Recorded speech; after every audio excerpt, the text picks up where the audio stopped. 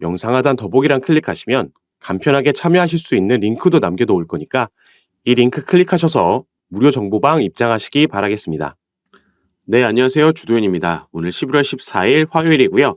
오늘도 리플 같이 한번 살펴보도록 하겠습니다. 자, 오늘 새벽에 두 가지 리플 관련된 중요한 이슈들이 터졌습니다. 첫 번째로 이 뉴스부터 살펴볼 건데요. 자, 가짜 뉴스에 리플을 포함한 알트코인들이 하락했다라는 뉴스가 나왔습니다. 이 가짜 뉴스라는 건 블랙록에서 비트코인 그리고 이더리움에 이어서 세 번째 현물 ETF를 신청했고 그게 리플이다라는 뉴스가 나온 거죠.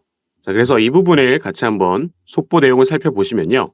이 블룸버그 애널리스트가 밝힌 겁니다. 블랙록 ETF 이더리움에 대한 신탁 신청은 진짜였지만 리플은 가짜라고 얘기하고 있죠. 그래서 이 가짜 뉴스 사태가 누군가 블랙록을 사칭해 버렸다라고 얘기하고 있습니다.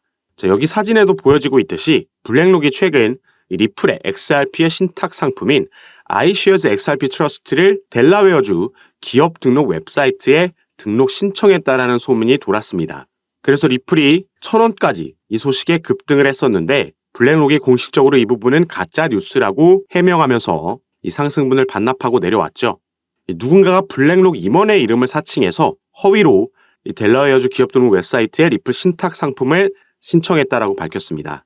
그런데 이 부분이 과연 정말 누군가가 단독적으로 이렇게 사칭을 해서 벌어진 해프닝인지 아니면 세력들의 숨은 의도가 있는 건지 일각에서는 얘기가 나오고 있죠.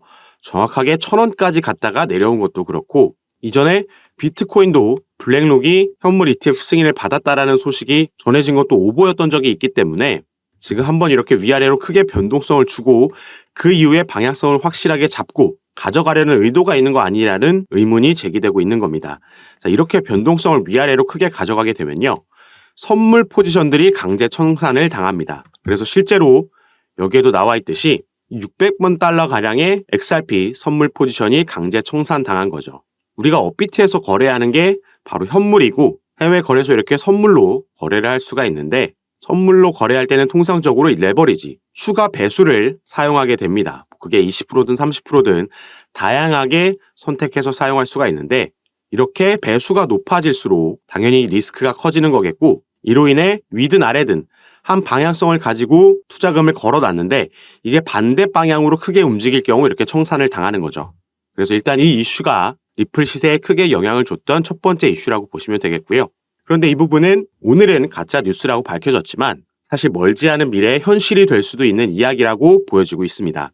자, 비트코인 현물 ETF는 블랙록을 비롯한 여러 기업들이 신청을 했고 승인이 이제 임박한 상황이죠. 그러면서 블랙록은 이더리움에 대한 현물 ETF도 신청 절차를 밟고 있습니다.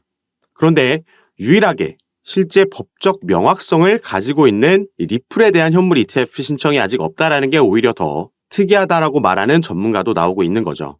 이 명확성이라는 건 리플이 SEC와의 소송에서 약식 판결문에서 2차 시장 개인들에게 판매된 XRP는 증권이 아니다라는 확실한 법원의 판결문을 받은 유일한 코인이라는 점에서 이런 표현을 우리가 쓸 수 있는 겁니다. 어쨌든 이 두 번째 이슈가 바로 이 소송 관련된 이슈인데요. 자, 보시면 친리플 변호사 중 한 명이죠. 제임스 필란 변호사가 이 공식 문건을 업로드해 주면서 이 소식을 전달해 줬습니다. 자, 이 문건에 보시면 The court has reviewed the party's letter dated November 9th. 11월 9일 날 보낸 문건, 이 법원에서 검토했다. 이 문건은 이따가 또 보여드릴 겁니다. 그리고 여기에 따라서 지금 법원의 명령이 이제 내려온 겁니다. 자, 내년 2월 12일까지 양측은 shall complete remedies related discovery. 이 구제 관련해서 이 각종 의견과 증거를 정리해야 됩니다. 그리고 이 remedies, 구제라는 게 바로 이 약식재판 판결문에서 나왔던 기관 대상으로 한 판매, 그리고 여기에 대한 벌금, 이 벌금 합의에 대한 얘기를 하고 있는 거고요. 그래서 이로부터 한 달 뒤에 3월 13일까지는 plaintiff, 여기가 소송을 제기한 SEC 미국의 증권거래위원회입니다. 그래서 여기서 먼저 이 구제안에 대한 서류를 제출하게 돼 있고 4월 12일까지 defendant 리플이 반대 입장을 또 제출하는 겁니다. 그리고 4월 29일에 만약에 SEC에서 답변서 제출할 게 있다라면은 제출하라, 이렇게 이제 합의 관련된 스케줄이 정해진 거죠. 자, 그래서 SEC와 리플이 이 소송에서 합의를 하게 된다라고 하면 이 시기는 이제 내년 2024년도 2분기쯤이 될 수도 있겠다라고 지금 예상해 볼 수 있겠고요. 이렇게 합의를 하게 되려면 아무래도 이 합의 금액, 이 부분이 가장 또 중요한 부분이 될 겁니다. 그래서 과연 이들이 얼마에 합의하게 될지, 우선 SEC가 제시했던 금액이 터무니없이 높았고, 그래서 다른 여러 변호사들이 실제로 합의 가능한 그 금액에 대해서 제시를 하고 또 근거를 밝힌 바도 있습니다. 그리고 합의를 한다고 해서 리플에게만 이득인 것이 아니라 여기서 SEC도 얻어갈 만한 게 있기 때문에 이 합의에 대한 근거와 정황이 하나둘씩 나오고 있는 건데요. 그래서 지금부터는 이런 부분에 대해서 같이 한번 살펴보면서 말씀을 드릴 건데, 자, 그 전에 여러분들, 제가 이런 새롭게 나오는 최신 소식들 가장 빠르게 카톡방에서 공유해드리고 있다라고 말씀을 드렸습니다. 그래서 새벽에도 급등이 나오고 이 상승분을 반납할 때도 어떤 이슈로 이렇게 변동성이 나오고 있는 건지, 이 재료를 알아야지 우리도 거기에 따라서 타점을 잡고 이게 어디까지 가줄 만한 재료인지, 그리고 이 고래들은, 이 자금은 어떻게 움직이고 있는지 파악하면서 대응을 할 수가 있겠죠. 그리고 어제 정확하게 리플이 딱 1,000원을 찍고 내려왔다라는 점, 그러면서 위아래로 크게 변동성을 가지고 왔고, 이전에는 비트코인도 그랬고요. 다른 알트코인들도 이렇게 양방향으로 흔드는 모습을 최근 보여주고 있습니다. 그리고 위아래로 이렇게 크게 움직이게 되면 이 선물 포지션들이 강제 청산을 당하게 되죠. 그래서 지금 일각에서는 이 부분을 노린 거 아니냐. 그럼 이 부분을 왜 노릴까요? 그 이후에 움직임이 또 중요하겠죠. 왜 이걸 하느냐. 앞으로 방향성을 어디로 가져가기 위해서 이런 작업이 진행된 건지에 대한 루머도 돌고 있고, 이런 부분 카톡방에서 또 안내해 드리고 있습니다. 추가로 이런 거에 따른 우리들이 가져가야 되는 매수매도 타점, 그 전략까지 잡아드리는 거 전부 무료로 제가 카톡방에서 진행하고 있는 거니까요. 여러분들 이 부분 안심하시고 위에 보이시는 제 전화번호 010-6531-7908번입니다. 위에 제 전화번호로 숫자 7이라고만 문자 보내주시면 제가 이 문자 확인하는 대로 순차적으로 연락드려서 카톡방 초대에 도와드릴 거고요. 또 문자 전송 힘드신 분들은 영상 밑에 더보기란에 아까 말씀드렸던 간편하게 참여하실 수 있는 링크로도 남겨놨으니까 이 부분 통해서도 들어오셔서 미리 입장하시고 이런 부분 받아보시면서 여러분들 투자 판단에 참고하실 수 있는 정보들 가져가시기 바라겠습니다. 자, 그럼 이어서 이 합의 관련해서 우리가 알아야 되는 부분들 설명을 이어나가도록 하겠습니다. 여기 보시면 이전에도 이 친리플 변호사 중 한 명인 존 디튼 변호사가 리플이 SEC가 제시한 벌금 7억 7천억 달러보다 적게 내고 합의할 수 있을 거다라는 내용을 얘기를 했었죠. 이번에 제시한 그 근거로는 해당 지역 규제기관들은 XRP를 증권으로 분류하지 않은 점을 주목해야 한다. 모리슨 판결에 따르면 미국 증권거래위원회의 관할권은 미국 이내로만 제한됐기 때문이다. 아울러 리플에 대한 소송은 사기가 아닌 규제 불일치에 따른 것이고, XRP 판매의 대다수가 미국 외 지역에서 이루어졌고 공인된 투자자들과 관련이 있다는 점을 고려할 때 징벌적 손해배상의 가능성은 크게 줄게 된다라고 나와 있죠. 자, 그리고 존 디튼 변호사 같은 경우에는 이전에 7억 7천억 달러보다 적은 금액에서 합의하게 될 거다라고 얘기를 했었고, 당시에는 2천만 달러라는 구체적인 금액도 제시를 했었습니다. 그런데 이 당시에 이 금액이 나온 근거에 대해서는 따로 언급이 없었기 때문에 많은 해외 투자자들도 여기에 대해서 궁금해했었는데, 자, 이 부분에 대해서도 최근에 궁금증을 풀어준 바가 있었죠. 자, 함께 보시면, 자, 여기 보시면, 자, 존 디튼 변호사가 얘기한 겁니다. 자, sales of the XRP could be 95% outside of the United States. XRP 판매의 95%는 미국 밖에서 이루어진다라는 거죠. 그래서 if the figure applied to Ripple sales, 리플에게 지금 제시된 이 7억 7천만 달러라는 이 판매 금액, 벌금 금액으로도 나온 이 금액에 대해서 우리가 이 95% 미국에서 거래된 게 아닌 이 퍼센티지, 이만큼을 제외하고 나면 바로 이 금액 3,850만 달러만 남는다라는 겁니다. 여기서 추가로 공제될 거 제외하고, 그리고 이 기관 투자자들에게 판매된 거에 대한 벌금이기 때문에 이 당시에 XRP 시세를 고려했을 때 0.25센트였다라는 거죠. 이걸 적용시켰을 때 절대 이 금액에 합의하지 않을 거고, 애초에 제시했던 2천만 달러 아래에서 합의하게 될 거라고 그 근거를 제시한 겁니다. 그래서 일단 이 리플의 XRP에 가장 크게 그 시세에 영향을 주는 게 바로 이 소송 이슈이기 때문에 이 부분 같이 한번 새롭게 업데이트 해드렸는데, 우리가 여기서도 살펴봤던 바로 합의에 대한 가능성이 이게 현실이 된다라면은 최근 여기에 대한 기대감으로 보여준 상승력보다 더 크게 리플의 XRP는 상승할 수밖에 없겠죠.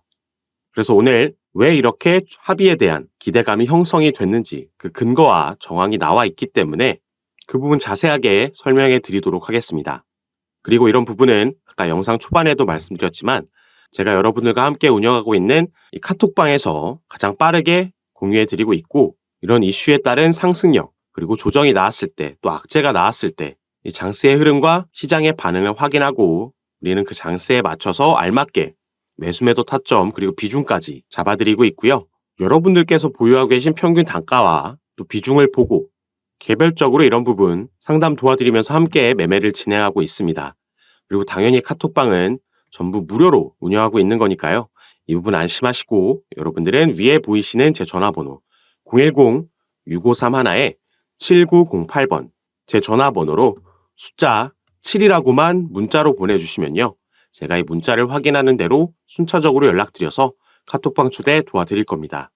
그리고 문자 전송 힘드신 분들은 아까 말씀드렸던 영상 밑에 더보기란에 간편하게 참여하실 수 있게 제가 링크로도 남겨놨으니까 이 부분 통해서도 들어오셔서 제가 드리는 정보들과 타점, 비중과 전략까지 받아보시면서 여러분들 투자 판단에 참고하시고 매매 진행하시면 더욱 좋을 것 같습니다. 자, 그럼 이제부터 가장 중요한 이 합의 관련된 정황과 그 근거 살펴보도록 하겠습니다. 제가 최근에 이런 소식을 전달해 드렸습니다.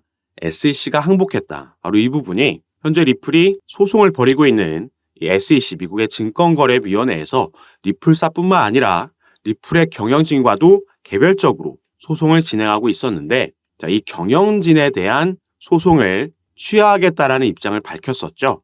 그리고 여기에 대해서 이 소송을 관장하고 있는 토레스 판사가 자, 이와 같이 공식 문건을 통해서 granted, 승인을 했습니다. 그리고 이 승인한 문서에 보시면 이 11월 9일이라는 날짜가 나와 있죠. 이 11월 9일이라는 날에 이 양측이 브리핑 스케줄을 제출하라는 내용이 들어가 있는 겁니다. 그리고 이 날짜는 토레스 판사가 임의로 지정한 날짜가 아니라 SEC에서 먼저 제안한 날짜입니다. 그래서 이 부분 오늘 같이 한번 살펴볼 건데요. 자, 여기에 보시면 이 SEC가 현재 이 소송을 관장하고 있는 아날리스 토레스 판사에게 공식 서한을 통해서 이 리플 경영진에 대한 소송 취하 의사를 밝혔습니다.